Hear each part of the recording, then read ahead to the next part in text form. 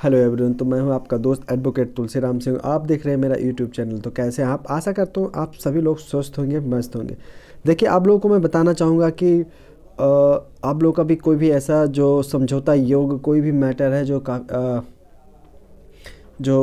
काफ़ी समय से फंसा हुआ है और आप कोर्ट के चक्कर लगा रहे हैं, तो मैं आप लोगों को बताना चाहूँगा, आप लोगों के लिए बहुत बड़ी खुशखबरी है कि इन सब मैटर को सॉल्व करने के लिए, सेटल करने के लिए नेशनल लोक अदालत का आयोजन होने जा रहा है। ये आपका जो डेट है, मैं सबसे पहले आप लोग डेट ध्यान से सुन लीजिए। जो नेशनल लोक अदालत का आयोजन होगा, ठीक है, अभी 2023 में पहली बार नेशनल लोक अदालत का आयोजन होने जा रहा है, लगने जा रहा है। तो इसमें 11 फरवरी को लगेगा, सेकंड सैटरडे। फिर 13 मई को लगेगा, 9 को लगेगा और 9/12 को लगेगा। मतलब पूरे साल में 1 2 3 4 लोक अदालत का आयोजन होगा। आपका कोई भी मैटर है तो आप इस लोक अदालत में अपना वो मैटर जो भी है उसे सलटा सकते हैं, ठीक है।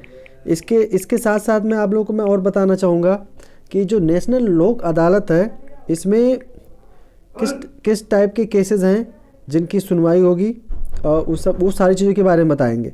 तो देखिए, जैसे कि आप लोगों को मैं डेट बता चुका हूँ, ठीक है, कौन कौन सी डेट को आयोजित किया जा रहा है, और ये सारी चीज़ें बता चुका हूँ, ठीक है। तो देखिए, अब हम अगर बात करते हैं, जैसे कि मैं बात कर रहा था नेशनल लोक अदालत के बारे में या लोक अदालत के बारे में, तो क्या है, क्यों आयोजन किया जा रहा है, किस टाइप के इसमें केसेस का निपटारा होगा, इन सब के बारे में बात करेंगे। है क्या क्या प्रावधान है।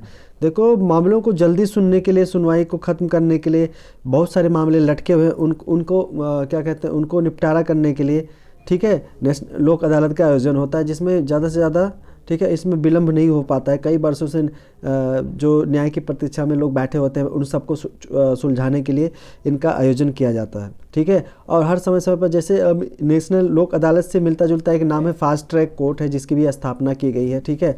वो आप दूसरा लोक अदालत के नाम से भी कह सकते हैं, ठीक है।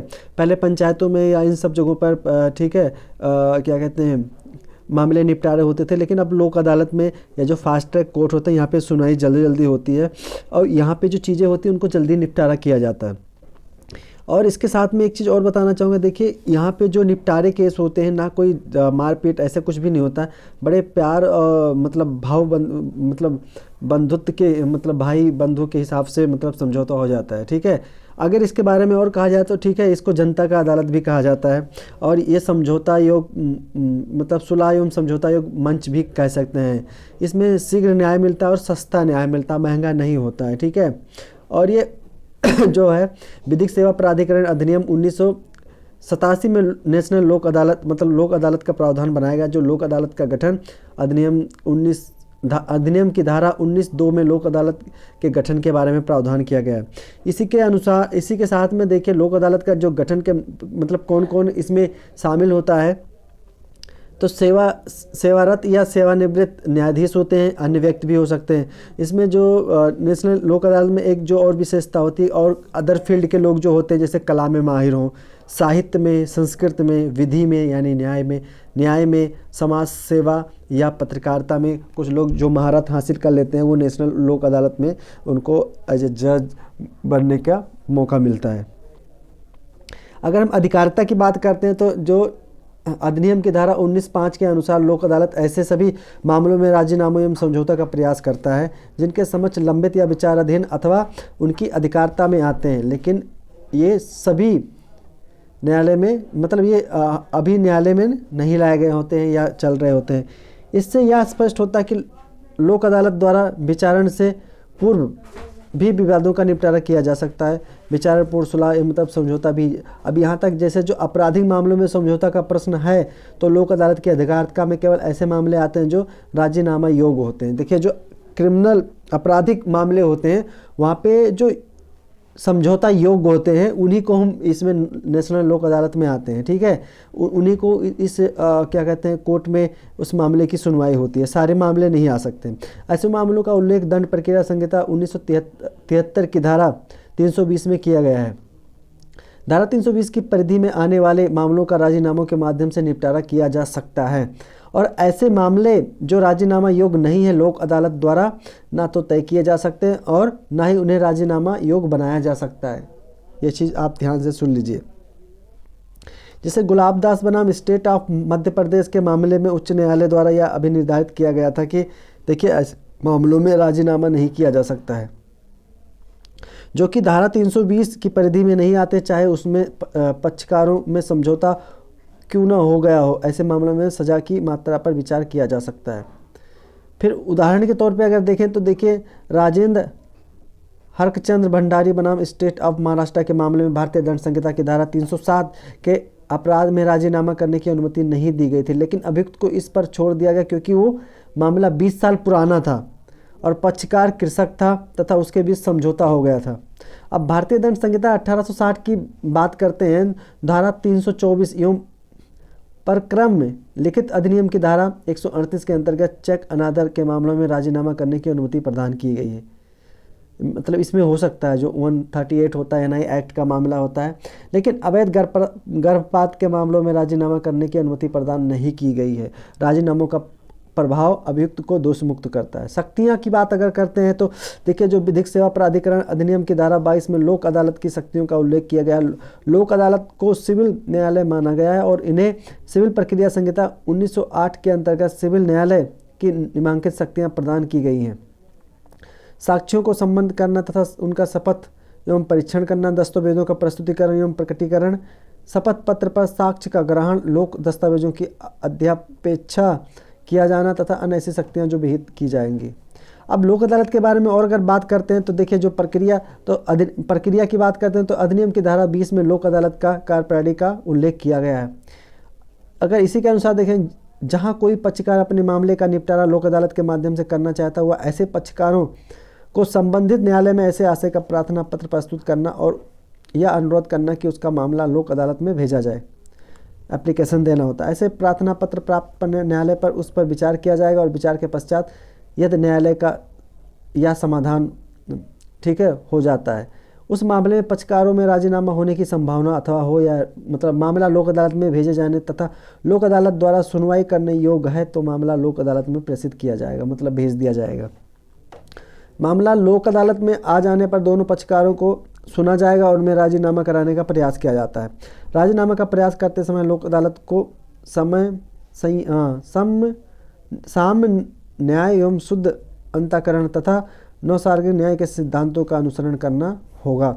यदि लोक अदालत द्वारा मामले का राजीनामा द्वारा निपटारा हो जाता है तो मामले में निर्णय पारित किया जाएगा। यदि निर्णय का प्रभाव अभियुक्त की दोष मुक्ति होगा, राजीनामा नहीं होता तो मामला पुनः उसी न्यायालय में लौटा दिया जाएगा जहां से वो आया था।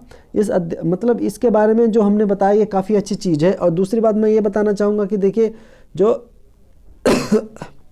लोक अदालत है इसमें एक चीज़ ध्यान देने वाली बात होती है कि जैसे आपका फास्ट ट्रैक कोर्ट होता है उसका भी यही प्रावधान होता है, और जैसे जो अदर कोर्ट होते हैं वहाँ पे मामला चल रहा होता है या लंबित होता है तो वहाँ पे जो मेडिएशन की बात होती है, जो मेडिएशन सेल में मामला जाता है तो वहाँ भी ऐसे ही होता है जिसमें एक फॉर्म होता है उसको भरा जाता है। हाँ, अगर दोनों पार्टी रिक्वेस्ट करती है कोर्ट में कि हम समझौता करना चाहते हैं और वो मामला समझौता योग्य होता है तो उसको मेडिएशन सेल भेजा जाता है। वहाँ पर मीडिएटर होता है और दोनों पक्षों को मौका मिलता है आपस में बात करने का और मामले को समझौता करने का, मतलब बहुत सुनहरा मौका मिलता है। तो ये भी काफ़ी अच्छा चीज़ है। अगर ऐसे में मामले सुलझ जाएं तो बड़ी अच्छी बात है। और इसमें जो काफ़ी समय से लटके हुए केसेस होते हैं उनको भी ख़त्म कर दिया जाता है। काफ़ी अच्छी चीज़ है क्योंकि जब ये काफ़ी चीज़ें जो कोर्ट कचहरी के चक्कर होते हैं उनसे लोगों को छुटकारा मिल जाता है और काफ़ी अच्छा है। तो अभी जो 11 तारीख को नेशनल लोक अदालत लग रहा है, मैं आप सभी लोगों को कहूँगा कि देखिए आज तो 8 तारीख हो गई है, आज 9 तारीख है। अब कल दिन रह गया है। अगर कल दिन देखिए आपको रिक्वेस्ट डालनी पड़ेगी कोर्ट में, एप्लीकेशन डालनी पड़ेगी कि हमारे मैटर को नेशनल लोक अदालत में या लोक अदालत में फॉरवर्ड किया जाए, वहाँ पे ट्रांसफ़र किया जाए और दोनों पार्टी जाएंगी। और चूँकि अब टाइम ख़त्म हो गया, अगर ऑनलाइन आप लोग चेक कर लीजिए, ऑनलाइन अगर रजिस्ट्रेशन हो सकता है तो कर सकते हैं। और मैं एक चीज़ ये बताना चाहूँगा, इसमें 31 दिसंबर 2022 और सॉरी 31 अक्टूबर 2022 के जो मतलब इससे पहले के जो केसेस हैं उन सबको निपटारा, मतलब जितने भी पुराने केसेस होते हैं कोशिश ये होती है कि सबको निपटारा कर दिया जाए। दूसरी बात मैं आप लोगों को ये बताना चाहूँगा कि देखिए आज मैं बहुत ज़्यादा बिजी हूँ और मैं भी, मेरा 3-4 केस लोक अदालत में ट्रांसफ़र हुए हैं, तो मेरी कोशिश ये है, उसी में लगा हूँ, उसी की तैयारी चल रही है। मेरी कोशिश ये है कि इनको भी निपटारा करवा दिया जाए ताकि क्लाइंट जो होते हैं या जो एक आम आदमी होता है कोर्ट कचहरी के चक्कर काटने से बच जाएगा। और मैं इसी की तैयारी कर रहा था, फिर मैं सोचा क्यों ना आप लोगों को ये इन्फॉर्मेशन दिया जाए और आप लोगों को बताया जाए कि देखिए जो नेशनल लोक अदालत हो रहा है, इस वीडियो के माध्यम से बताएंगे, पूरा प्रोसेस बता दिया गया, कैसे क्या होगा, कहाँ से होगा, सारी चीज़ें बता दिया ताकि आप लोगों को कोई दिक्कत ना हो और आप लोगों के मामले निपटारा किए जा सके। क्योंकि देखिए जब तक ये निपटारा नहीं होंगे तब तक मुझे नहीं लगता है कि अच्छा भी नहीं होता ना कि आप कोर्ट कचहरी के चक्कर काटें, और काफ़ी बेहतर होगा। तो बस यहीं से मैं कोशिश करूँगा कि आप लोग समझ गए होंगे और आप लोग रजिस्ट्रेशन करवा लीजिए या जो अभी आपके नज़दीकी एडवोकेट है उनसे संपर्क कीजिए। जय हिंद।